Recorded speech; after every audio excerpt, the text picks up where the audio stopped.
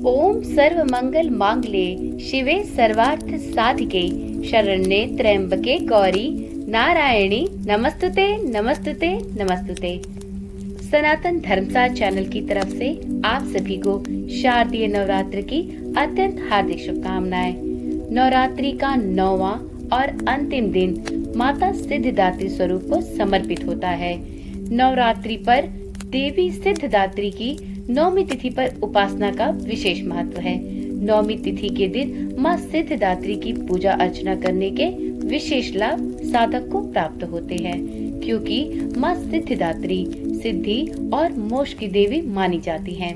मान्यता है कि माँ दुर्गा के इस स्वरूप की पूजा करने से भक्त को यश, बल और धन की प्राप्ति होती है।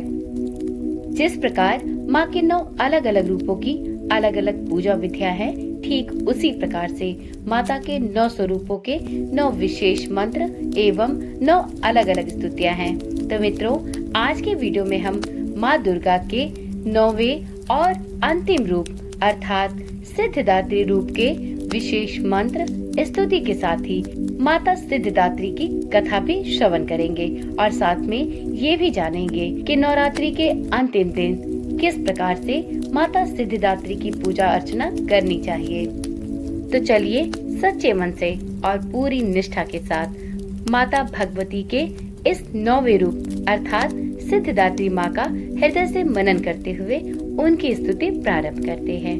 या देवी सर्वभूतेषु माँ सिद्धिदात्री रूपेण संस्थिता नमस्तस्यै नमस्तस्यै नमस्तस्यै नमो नमः।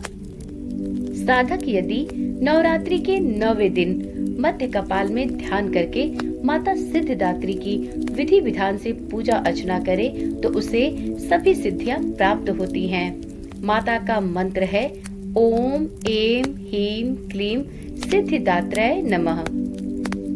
ऐसी मान्यता है कि यदि सिद्धिदात्री माता की संपूर्ण विधि विधान से पूजा अर्चना की जाए, माता का जप किया जाए तो साधक के लिए कुछ भी अगम्य नहीं रहता। वीडियो में अब सुनते हैं माता सिद्धिदात्री की कथा। माँ दुर्गा के 9वीं शक्ति का नाम सिद्धिदात्री है। यह सभी प्रकार की सिद्धियों को देने वाली हैं। नवरात्रि पूजन के 9वें दिन इनकी उपासना की जाती है। इस दिन शास्त्रीय विधि विधान और पूर्ण निष्ठा के साथ यदि साधना की जाए तो साधक को सभी सिद्धियों की प्राप्ति अवश्य होती है। सृष्टि में कुछ भी उसके लिए अगम्य नहीं रह जाता। ब्रह्मांड पर पूर्ण विजय प्राप्त करने की सामर्थ्य भी उसमें आ जाती है। मार्कंडेय पुराण के अनुसार अणिमा, महिमा, गरिमा, लघिमा, प्राप्ति, प्राकम्य, ईशित्व और वशित्व ये 8 सिद्धियां होती हैं। ब्रह्म वैवर्त पुराण के श्री कृष्ण जन्म खंड में यह संख्या 18 बताई गई है। इनके नाम इस प्रकार से हैं: अणिमा, लघिमा, प्राप्ति, प्राकम्य, महिमा, ईशित्व, वशित्व, सर्व कामावसायिता, सर्वज्ञत्व, दूर श्रवण, पराकाय प्रवेशन, वाक सिद्धि, कल्प वृक्षत्व, सृष्टि, संहार करण सामर्थ्य, अमरत्व, सर्व न्यायकत्व, भावना और अंतिम है सिद्धि।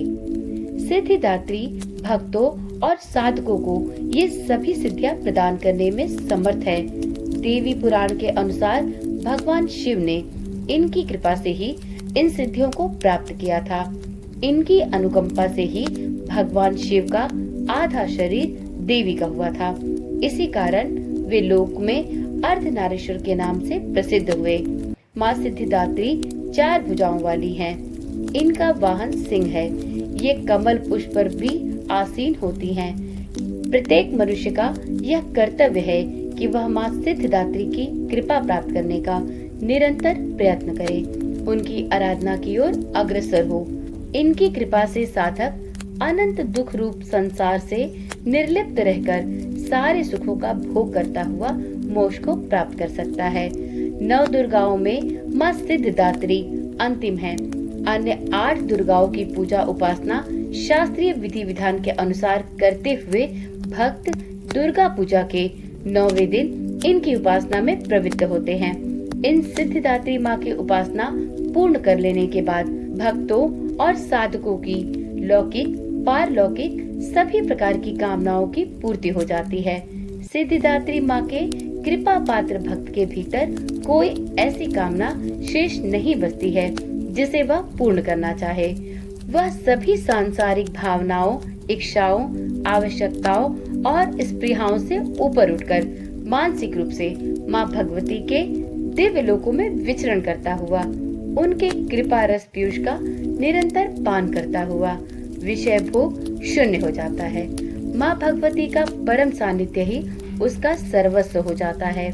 इस परम पद को पाने के बाद उसे अन्य किसी भी वस्तु की आवश्यकता नहीं रह जाती। माँ के चरणों का यह सानिध्य प्राप्त करने के लिए हमें निरंतर नियम निष्ठ रहकर इनकी उपासना करनी चाहिए। माँ भगवती का स्मरण, ध्यान, पूजन हमें इस संसार की असारता का बोध कराते हुए वास्तविक परम शांतिदायक अमृत पद की ओर ले जाने वाला है। इनकी आराधना से जातक को अणिमा, लधिमा, प्राप्ति, प्राकम्य, महिमा, इशित्व, सर्व काम वसयिता, दूर श्रवण, पर कामा प्रवेश, वाक सिद्ध, अमृत भावना सिद्धि आदि समस्त सिद्धियों, नौ निधियों की प्राप्ति होती है। आज के युग में इतना कठिन तप तो कोई नहीं कर सकता, लेकिन अपनी शक्ति अनुसार जप, तप, पूजा अर्चना करके कुछ तो माँ की कृपा का पात्र बना ही जा सकता है। प्रत्येक सर्वसाधारण के लिए आराधना योग्य यह श्लोक सरल और स्पष्ट है। माँ जगदम्बा की भक्ति पाने के लिए इसे कंठस्थ कर नवरात्रि में नवमी के दिन इसका जाप अवश्य करें। एक बार प्रेम से बोलिए, माता सिद्धिदात्री की जय हो, माता नव दुर्गा की जय हो। अब चलिए वीडियो में आगे जानते हैं कि नवरात्रि के अंतिम दिन माता सिद्धिदात्री की पूजा किस प्रकार से करनी चाहिए। तो मित्रों, सबसे पहले आप स्नान आदि से निवृत्त हो जाएं। उसके बाद माँ की प्रतिमा को चौकी पर स्थापित करें। फिर माता सिद्धिदात्री को फल, फूल, नैवेद्य, पुष्प इत्यादि अर्पित करें। घी का दीपक लगाएं, धूप और हवन करें। माता के नाम का हवन करें। हवन करते समय व्यक्ति को सभी देवी देवताओं का आवाहन करना चाहिए और माता सिद्धिदात्री का नाम भी लेना चाहिए। इस दौरान दुर्गा सप्तशती के सभी श्लोक मंत्र पढ़ने चाहिए। इन मंत्रों के साथ ही आहुति देनी चाहिए। माँ के बीज मंत्र का 108 बार जाप करना चाहिए।